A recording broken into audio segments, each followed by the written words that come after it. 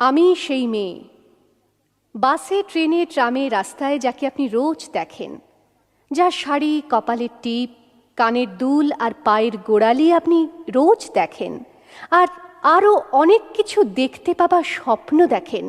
স্বপ্নে যাকে ইচ্ছে মতন দেখেন, আমি সেই মেয়ে।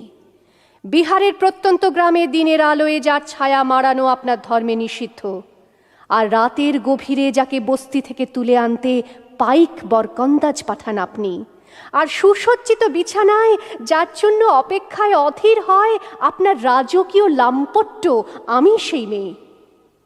আমি সেই মেয়ে, আসামের চা বাগানে ঝুপড়ি কামিন বস্তি থেকে যাকে আপনি নিয়ে যেতে চান সাহেবী বাংলোয় মধ্যরাতে, ফায়ার প্লেসের ঝলসে ওঠা আলোয় মোদির চোখে দেখতে চান যার অনাবৃত শরীর, আমি সেই মেয়ে। রাজস্থানের শুকনো উঠোন থেকে পিপাসার জল আনতে যাকে আপনি পাঠিয়ে দেন 10 মাইল দূরের সরকারি ইদারায়, আর 20 মাইল হেঁটে ক্লান্ত বিধ্বস্ত যে রমণী ঘরা কাঁখে ঘরে ফিরলেই যাকে বসিয়ে দেন চুলার আগুনের সামনে আপনার রুটি বানাতে, আমি সেই মেয়ে। আমি সেই মেয়ে যাকে নিয়ে আপনি মগ্ন হতে চান গঙ্গার ধারে, কিংবা ভিক্টোরিয়ার সবুজে, কিংবা সিনেমা হলের নীল অন্ধকারে, যার চোখে আপনি এঁকে দিতে চান ঝুটো স্বপ্নের কাজল, আর ফুরিয়ে যাওয়া সিগারেটের প্যাকেটের মতো যাকে পথের দুপাশে ছুঁড়ে ফেলে আপনার ফুল সাজানো গাড়ি শুভ বিবাহ সুসম্পন্ন করতে ছুটে যায় শহরের পথে।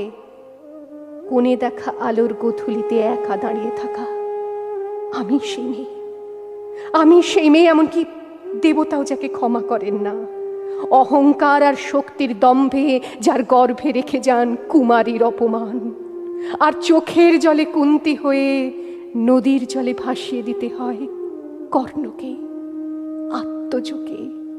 আমি সেই মেয়ে।